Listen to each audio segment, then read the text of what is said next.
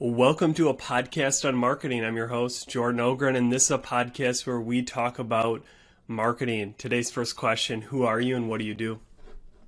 How's it going? My name is Vince Chan. I am a marketing specialist at Gong. So I wear multiple hats. I run social media. I'm also on the marketing operations team. Some of the merch I own, as well as the Bruno bot on the website.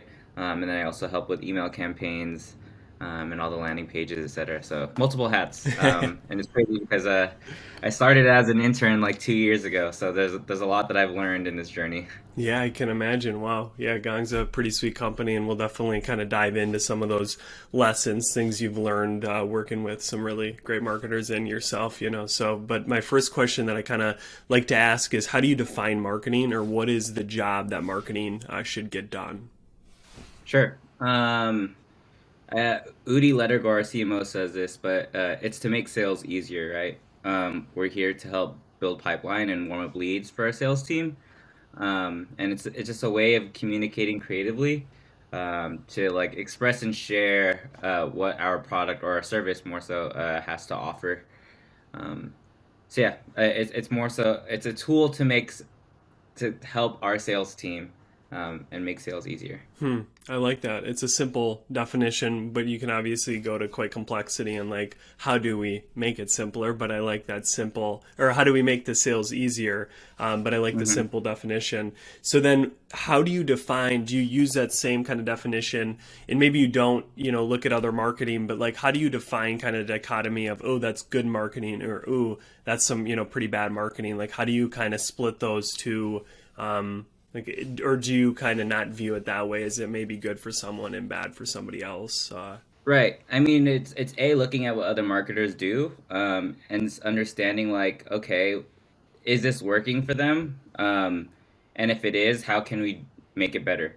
Or if it's not working for them, what can we do to make it work for us?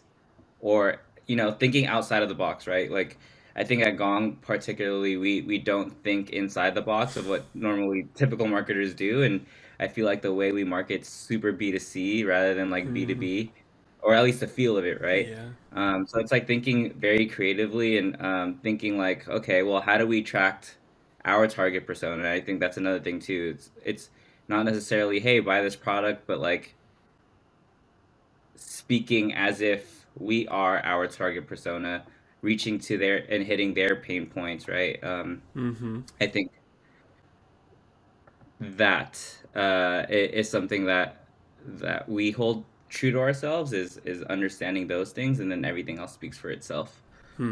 Yeah, I like that. I think too, just incoherent and good marketing, bad marketing, kind of as you're talking about, is it's dependent on the persona. Like something that's bad for one persona, you could snatch that or use that, put your twist on it, and for your persona, it works really well. So yeah, I hmm like that. Kind of thinking about it. What is one of your kind of strongest held beliefs in marketing? A hill that you're willing to die on in regards to marketing? That social media is forever changing. I mean, and that like I know a lot of marketers are like really like true to what they believe in, and this is how they market, and this is how they sell, and this is how they talk. But we're noticing that like Gen Z's taking over the world, and like how do you cater to that? We have memes, we have pop culture references, we have uh, I don't know, gifs. We start getting creative with our resources, and like I think what's working now won't work in 2 months, right? And I think that's I think understanding and forever being a student is something that like for me myself I will always strive and push for, is because things will forever be changing with marketing, and I think it's keeping up with it or even getting ahead of that is like the belief I will stand by, and I'll never stay stagnant with that idea, Yeah, no, if I that makes like sense. that a lot. I think all you could argue kind of like, they engineer, like everything's kind of obviously always progressing, but I would argue hmm marketing just in the last 10, 15 years has kind of changed the most and it's just continually rapidly changing with new platforms, kind of new ways that we're buying, the whole kind of, as you said, that B2C, even if you're B2B, right, you still have to, because everybody's so used to buying B2C, whether it's on Instagram ads or whatever, that we want that same experience when I'm going to buy a productivity tool or, kind of a sales tool. I still want to buy in that feel B2C. So I think that's key. And I think, I would die on that hill as well in everything, but especially marketing. What is one thing that maybe other marketers, probably not at Gong, but maybe, elsewhere you see on LinkedIn that say something and you kind of disagree with it? You're just like, oh, I think this is not maybe bad, but I kind of don't think it's good advice, or I don't think it's helpful. Is there anything that comes to mind that you kind of disagree with other marketers on, or do you kind of not have many because maybe you just are with your gongsters rather than interacting with others? Yeah, I think it goes to the idea of like um, who I follow and what I believe in. So I will say that like from what I see, there's nothing that like triggers me too much because I follow the right people in order to like strengthen my own beliefs to in order to like push and level up where my headspace is at, right? And I think that's most important because the moment you have like those toxic posts that like make you think negatively about one thing when you should be thinking broadly about something, that's when it like turns you the wrong way, and then it slows you down from what you're trying to achieve and go for. Um, so not necessarily a specific thing or moment, but I do try to filter through what the eyes can see for myself at least. Yeah, no, that's key. I think kind of monitoring the inputs in your life or your social feed, as we all spend a lot of time on it. That's good. That's good. Right, So, right. how I have a question kind of now going into Gong, like how is Gong able to make, call it remarkable content, very engaging content? Like what goes into how they can, whether it's a podcast, whether it's social, whether it's a Super Bowl, like how are they able to make such good content consistently, at least it seems? I'll speak on behalf of myself at least with creating LinkedIn content with our team. It's understanding uh, our buyers, understanding our customers. Um, Honestly, we get the lucky one hand up because, or yeah, we're pretty much fortunate because we get to listen to these gong calls every day, right? So we literally get to understand what their pain points are, right? What really makes them happy every day? What I don't know, just pretty much anything and everything. I could type in a keyword and I could listen to multiple calls that are regarding a specific topic. Um, and I think that's what gives us the upper hand is because we get to speak on those pain points, right? And then we get to speak as a seller. Like I could write about my personal feelings as a seller. I don't sound like a marketer anymore, right? I just Mm. sound like another human on the screen, speaking to our target persona as my target persona, if that makes sense. So I think understanding that, and then we get to pull all this data to help sellers excel every day. Um, and then we turn those into assets to like, hey, if you don't want to purchase Gong and use it for yourself, we'll have these assets ready for you anyways, because we want to show you what we are capable of. And then maybe down the road, like if you're interested, you could learn more about us, right? But nonetheless, we're all about like transparency, which is really cool, and giving out and helping as much as we can, which is what makes our content so digestible and lovable, I guess. That's good. No, so first kind of that you touched on was that just understanding the persona. And for you guys, it's easier because you're kind of sales marketing, kind of marketing to similar like people. You're not in maybe, Carhartt or and John Deere where you're not kind of marketing to marketers, you're marketing to like farmers or whatever, but you Right. understand them well, which enables you to make relevant content. Seems like it's just a friend, somebody up here talking to them. And then you also use data from your product kind of pull Hmm. out, and I've seen a lot of the content. It's very interesting, like, does cussing on your calls improve, like, and it's all really like easy because it's there. It's just, do you want to aggregate that data kind of make a point of view around it or write about it. And I think that's really, if you have a product that, does that, has some sort of data set or able to, or even feel like in sale, like service, maybe even base, you could just talk to, hey, this is what 10 X people say about whatever, because you're, working with those people. So I think that's super key. Is a lot of times we think like content always needs to be like original, create it from scratch. And you can kind of assist with doing that by using, like you guys do, data from your product that's already there. It's just kind of finding it. How do you go about, and maybe just it's around those types of content pieces, but how do you like go around thinking about the type of data you're going to find? Like what, like for the cussing one, like how does that come up? Like is you just hear a bunch of people asking that question, like does cussing, or is it just something that you guys like someone thought of in a meeting and was like, this would be interesting? Yeah, I mean, Devin Reed pretty much goes out and talks to our engineering team and our product team out in Israel, and they pretty much sit down and look at different types of data. And it's also relevant to like what our key initiatives are, right? Like what there's always going to be alignment some way or somehow with our sales team and like our whole entire go-to-market team. So, I mean, things are strategically picked out and thought of.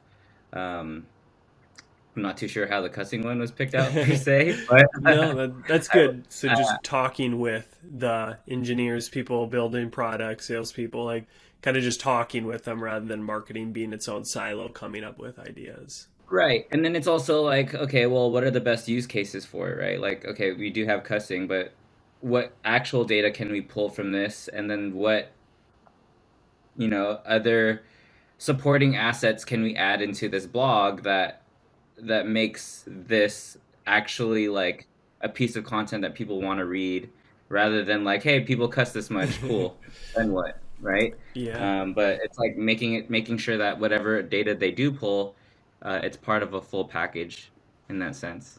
Yeah, it's entertaining, engaging, but also I walk away with something productive per se is kind of what you're saying there. Yeah, No, I like that. definitely. So in your from your you said 2 years you kind of been with Gong. Within those 2 years, what are some of those top lessons, 2 to 3 kind of greatest lessons you've learned from doing, from listening, just being on the Gong team? What are some of those like huge takeaways or kind of things you've learned? Oh, that's a good one. Huge takeaways from Gong. Uh, Always ask questions. I mean, that's super cliche, but like maybe because I was an intern, I said yes to everything. Hmm. Every single project, I was like, yes, I want to join it. Yes, I want to learn more. Yes, can I be a shadow? Um, and then being okay messing up, I feel like is another lesson that I'm learning. Um, and having complete ownership, I think, is another thing too. Hmm. Understanding like once you're comfortable with something, being like, hey, I could take this off your plate, and I could maybe help alleviate some stress off of you because I fully understand this. And I think that's what helped me accelerate and grow throughout my career was that I asked for social media, I asked for marketing operations. I'm now at the point where I have to eventually choose one because I've said yes to too many things that like now I have two full-time jobs. So it's like, okay, well, what which avenue am I taking next? Hmm. But I think it's a good problem to have, right? Like, not many people have this opportunity to pick and choose where their career goes. So yeah, that's another lesson too, is that like I I think if you present yourself as your full self every day, people will give that back to you tenfold. Hmm. And what I mean by that is that like everyone knows I'm an intern and I'm gonna give my 110%. They're gonna give their 110% back and give me all the knowledge that I would love and need in order to succeed and excel in my career. Hmm. Um, so I think those are the lessons that I've been learning. And just the culture at Gong is just amazing, I will say. I've never had well, I mean, I only worked at like another tech company, but just working at places in general, just seeing, even like having conversations where it's with our CEO, him knowing every single person by name. Um, that's my dog, and they think he Welcome to the agrees. podcast. Hey, Carter, you're distracting me. Can you calm down, please? But yeah, I think nonetheless, it's every day is a lesson at Gong. I feel like that's my biggest takeaway. Mm. No, I like that. I really enjoy the first kind of bit about the yeses or just kind of being open to things. I think if you're early in your career, that's super critical. Just saying yes and not trying to be picky per se of like, I only want to do this or I only want to do that. Because like you never know where that might essentially take you or what it will let you do. And I think that's kind of what you're saying is now you have options because you said yes of like, which of these do I want more of or want to do? Where if you just said no or you weren't open, you wouldn't be in the position you're in today. For sure. And yeah, I think it's great to get your feet wet, right? Like, especially early in your career, and sometimes people just pick one avenue and then they're like, well, I don't like this anymore, but now I'm stuck. Um, but Yeah. I was fortunate to start at Gong at a really, really early stage that like they needed support in every in basically every department. So Yeah. I got lucky there for sure. Yeah, no, I definitely enjoy kind of in certain companies, a specialist role is somewhat generalist where you just are doing everything. Because I was similar. I was hired as like a specialist, not for a tech company, but for a different company, quite small. And, I was more of a generalist. I would do the email marketing. I would, and obviously you guys have more marketing, but like I do the website, I do all these things that it's like, okay, this is definitely not specialist, is more generalist. But through that, I've started to figure out, okay, I like this more. I'm actually better at this where I would have never known. It would just be more or less like an assumption rather than actually getting my feet wet, seeing, okay, I actually don't like building websites. It's too detail oriented, whatever. So as like a young marketer, I think that's super critical to try to embrace the generality. Try not to, if you can, which is kind of counterintuitive of like, find what you're going to do, niche down, all these things that are preached. And I think there's value in it. I also think like early on, allowing yourself to be more like water and kind of go to where the river bends per se, and then say, okay, now I'm going to niche down on this or that. Do you think at all about that as you're kind of early in your career? You kind of already hinted at it of like, I'll have to pick one of these paths. Do you think at all about that? Or like, where am I going to niche down? Do I want to niche down? What are your thoughts Yeah. generally on that? Um, yeah. Well, our CMO, my manager, my manager's manager. We have these conversations every single week, That's good. That's and good. it's every single week since I was an intern. And they're just like, hey, well, what path do you want to take? Which and I was like, hey, I need more time because I'm like loving the work that I'm doing on both ends. But yeah, I'm actually moving towards one direction over the other.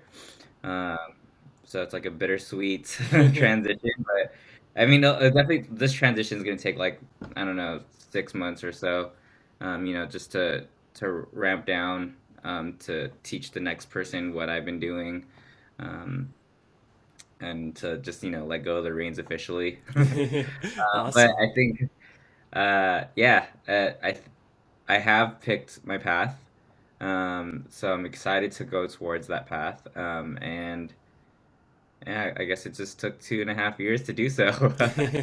Yeah, But good things take I'm glad time. I finally chose that.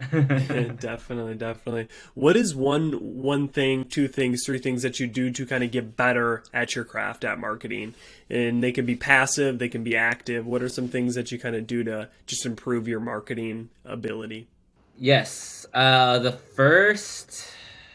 Okay, well, I hate reading, but I will There say reading. we go. Um, there's a book that sits in front of me called Everybody Writes. And then there's another book that sits in front of me called Influence. And those two books are exceptionally great from what I've read, or at least from what I've heard. So reading is one. The other is shadowing and just understanding like what leaders are doing, and the thought process behind these leadership meetings, and uh, seeing like really what goes into it, right? Like maybe as like a super junior marketer, we're just given the quote unquote dirty work without understanding why is there dirty work and like what is the thought process or anything behind it. And I think it's what makes you appreciate it more and makes you really want to put your all into it because you understand the higher goals and needs and wants, right? Um, last, thing is um, outside experiences. I am a dancer, and I think similarly to dance, you pull from your own life experiences to create movement that speaks true to yourself. And I think it's the same thing with marketing. Without being out there and socializing and looking at nature and whatever it may be, it those things help create or not create, but help those creative juices flow in order to think outside of this 14-inch screen. Mm-hmm. Yeah. No, um, that's good. so yeah, those are the three things that I believe motivate me and push me to be a great marketer every day. Hmm. No, I like that. And that hints at one of my final questions is kind of around things you do outside of business marketing to get better at it. Because I do definitely align with your thought process. I think another actually person was a dancer as well. So like it's interesting the types of things. Usually you hear walking or like you kind of said reading, but these kind of other passions that we have outside can actually fuel the marketing or our ability to think, which if you really think about marketing, it's just thinking critically. It's making good decisions on what to say, what to not say, and all that. So that's Mhm, good. mhm. I always, as I already hinted, I always finish the episodes with two kind of main questions. One of them I'll just ask you again because you'll probably say the answer you said, but I'll ask it. But the first is kind of related to marketing, related to everything we've been talking about.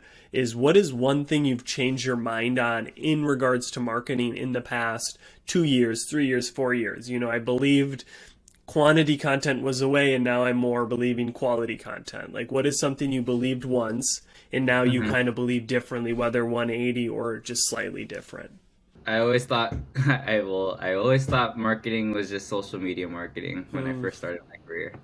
Um, but don't get that twisted. There's so many other avenues. There's events, there's PMM, all the messaging. There's creating our own category. That's also marketing.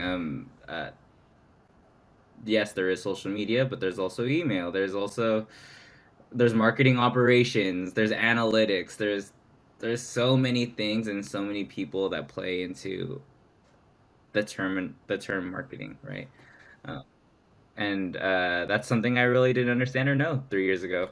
Um, so that's where my mind has changed. Sorry, what was the second question? No, no, I'll ask the second question. I still though want to Okay. dig deeper. What has that allowed you or enabled you to do differently now that you have a call it maybe a broader scope of marketing? What has that helped you do or feel or think? Ooh. Um, what does it help me to do? I mean, it helped me understand what collaboration means Hmm. more Sure. so. Yeah. Well, because when we first started, we only had 10 marketers, right? But now that there's like 40 plus marketers and there's multiple teams within marketing, it's just like, okay, well, how do we collaborate and work together to make things work? Um, and that, you know, you also have to be understanding that people are in different time zones. You have to, Mm, to understand that sometimes they don't know the process yet, or there's a lot of, and I think one thing is that's really important is like open communication with our team is very very appreciated when that happens. hmm. No, it's a good kind of takeaway because that's my mind was kind of going to that is maybe even appreciation for the other roles, which could be inherent in collaboration. As you appreciate, hey, there's email people, there's these people that I didn't think but are needed, and I need to collaborate with them. So it's a good takeaway. All right, now the final question: what is one thing you do outside of business and marketing that helps you improve your ability to kind of do business and marketing? And you obviously stated, I think, the answer earlier, but I did. I'm a dancer. I'm a competitive dancer. I've been dancing since 2008, so or at least training since 2008. So what is that? 14 years. wow. Um, I think there's two parts to this that's really cool. Is that our work ethic within our dance team has like helped shape who I was as an intern and who I am now. Meaning like the hard work, the determination, the grit. We've heard these words before in multiple ways and avenues. But I think pulling that mindset of like, hey, you're gonna get a million no's until you get that one yes. Hey, you're not gonna get it right the first time, but you could also use your resources to help you get it right and help you excel and exceed. Um, those those things I pull from my dance team for sure. And then another thing is that I pull from my dance team every day is that it's funny enough that three or four other marketers at Gong are also on my dance team. So and it's not by coincidence. Russell, who's our VP of marketing, reached out to me because he needed an intern, and throughout the years, I also reached out to two of my friends on my team who are one's an intern, one is now full time employee. So I think uh, it's great to see that like our network within our dance team get pulled over into like the professional Yeah, world. yeah. And then we get to pull ideas from each other, right? Like whether it's Mm. marketing with your dance and like how we operate and how our dance team operates, what can we pull from our dance team that we could move to Gong or vice versa. And I think that's the beauty in it. And it's cool to see both our dance team and Gong excel. That's awesome. I feel like that has to be somewhat of an anomaly. Like, I don't know how many other companies have, their marketing team, a select few of them on the same dance team. That's pretty sweet. So, what got you into dance? You said 2008, 2008 was when you started. What was like what was the origin story? There was always a dance studio 2 blocks away from where my parents live, and I actually started way before that in like 2005. But I always loved sports, and my dad was always my basketball coach, and he found a way through high school to be my basketball coach. And I had cross country summer workouts. And one of my friends was like, "Hey, I won't be running this week. I'm actually going to go to that studio near your house. They have these summer intensives, and it's for 3 weeks straight." And I was like, "Hey, I'll let's try out a week." Tried out 1 week, and I said, "I'm never turning back," and I stayed there ever since. Um, and it so happened that that same person along with a few others that convinced me to go are like my best friends till this day. Like we're still really close, and um, yeah, I can't thank them enough because helped make who I am, which is amazing. Yeah, that's cool. That's a cool story that you were kind of not by chance, but through a friend. It kind of just happened. That's awesome. Yeah, yeah, yeah. Awesome. Well, that's a good answer. It's like I said, someone else kind of answered dancing, but it was different than the normal reading, walking, some of those. So I liked that a lot. For It was sure. interesting. I kind of, from your LinkedIn, I had seen, you've talked or posted about dance. So I was kind of thinking that would come out. And I think it's really cool to have hobbies or passions outside of marketing as much as we can kind of geek out on it. It's definitely not all there is to life. So that's great that you kind of expand yourself. This last section, I usually open up for you to plug anything, whether that's your company, if you have like anything you want to, shout out per se to the 2 to 3 people that are still listening at this point. Feel free to kind of share it at this point, anything. Woo. Data back tips, gong.io/resources. There we go. I'll put that in the the um, notes section. yeah. Shoot. If you're really interested in seeing my dance team, you could type in Company Fam on YouTube. So that's COMPANYFAM. Yeah, you'll probably see a bunch of million views of videos. Uh, Okay, awesome. that's pretty much it. Just my dance team and Gong. That's my life. And your dog. Yeah, And my not dog. that. Well, thank you again, Vince. Yeah, put him on that screen. Here There we we go. go. He There was he good towards the end there. At the start, is. he wanted to jump on. He had some tips. Ooh, the tongue's out. Well, thank you, Vince. I appreciate you coming on the show. I appreciate the time and all your insights from your experience and Gong. I think are valuable, at least for me, which is the main objective of this for me to learn. So thank you for coming on, man. Thank you. Thank you for having me. Appreciate you. This is the end.